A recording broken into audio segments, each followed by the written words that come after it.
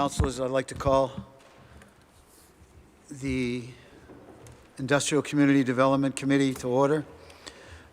On the committee is myself, Councilor Sharris, Councilor McGinn, Councilor Melville, and Councilor O'Neill.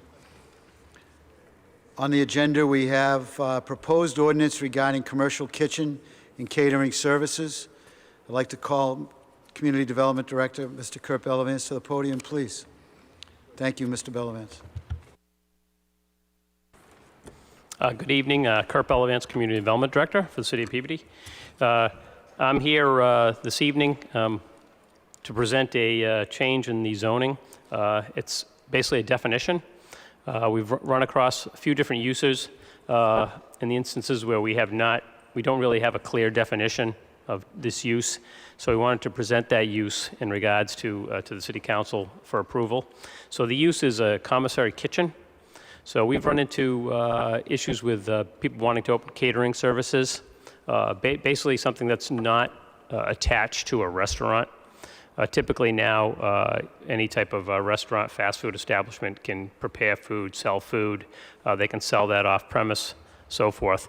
But this is basically geared towards someone that is just producing food without having actual customers come to them. They would be preparing the food and then sending that out to their customers, such as a catering service or a commercial kitchen. So what we want to do is put a definition into the zoning ordinance, and then also identify where this type of use would be allowed.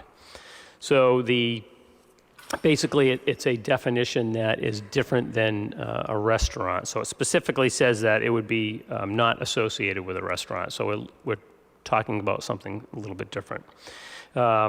And then the sections that we wanted to place those in would be all of course, commercial districts within the community. But basically what we want to do is break out the difference between a restaurant preparing food and selling food and someone that wouldn't have customers coming to them. They would be taking that food off site. Hopefully the language is pretty clear, but I'm sure there may be some questions I'd be happy to answer. Thank you, Mr. Bellavance. Are any councilors like to ask questions of Mr. Bellavance? Councilor Sharris, please. Thank you, Mr. Chairman. I see for the Section 2, it's a special permit, but under Section 1, it wouldn't be a special permit? So under Section 1, that's the definition that we would place under Section 2 of the zoning ordinance. And then it's Section 1 that you're reading, it shows Section 2 of the zoning ordinance. So Section 2 that's highlighted would be to amend Section 4, which is the table of uses. So that would list all the zoning districts that it would fall under. That's just how we outline the proposal to the council. We listed as Section 1 would change this, Section 2, Section 3, and so forth, and then it identifies what those sections are. So yeah, I can see what you, it talks a lot about sections. So no matter where it was and the size, it would still need a special permit. So as it's written, if the use is under 1,000 square feet, it would be allowed in general business, a regional business, which is BR, BC, ILIP, and DDD. Those would be allowed by right under 1,000 square feet, so that'd be a small type of operation. Anything that would be proposed for BN or B2 would always be a special permit. And then anything over 1,000 square feet would be a special permit in the districts I listed, except for BN and BN2. Those would not be allowed at all if they were over 1,000 square feet. And would they still have to follow the same ordinances and rules that a retail kitchen would have to have? In regards to Board of Health inspectionals and things of that nature. Correct. Yes. Whether it's allowed by right or special permit, they would still be subject to all the building codes and all of the health regulations in regards to a kitchen. Thank you. Thank you, Councilor Sharris. Councilor Turco, please. Thank you, Kurt. So I think we know this. A lot of this stems from applications that we've received from companies like the Big Pig, the Armenian Grill, there's Vincent Bianco and Sons.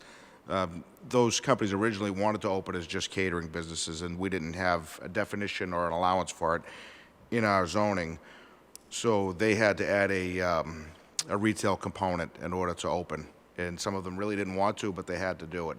So I think this solves that problem, and I think it's great. The only question I had was with the under 1,000 square feet, and one in particular comes into mind.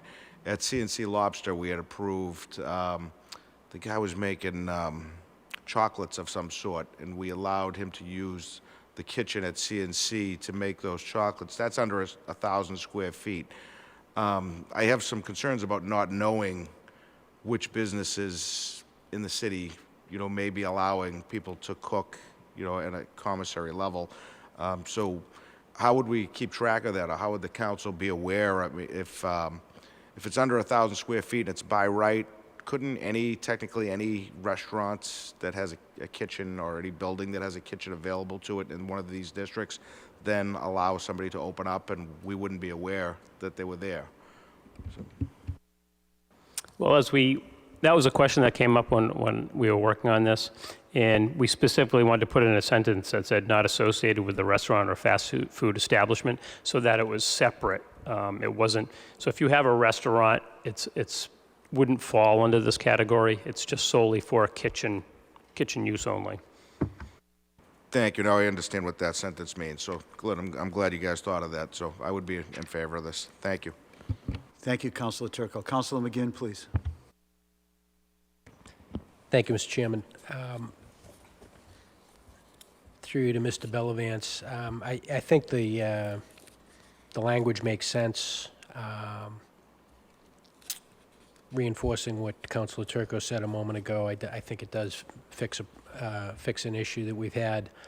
The only one concern I have is that I think the zoning districts make sense, with the exception of allowing this in the BC by right.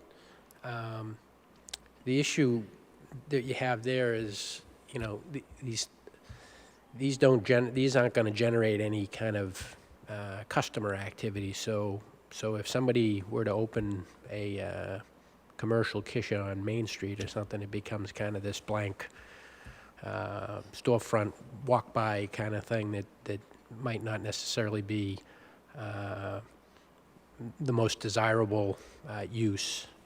We've seen that somewhat with the commercial bakery on Foster Street that kind of just is kind of defunct in the front. And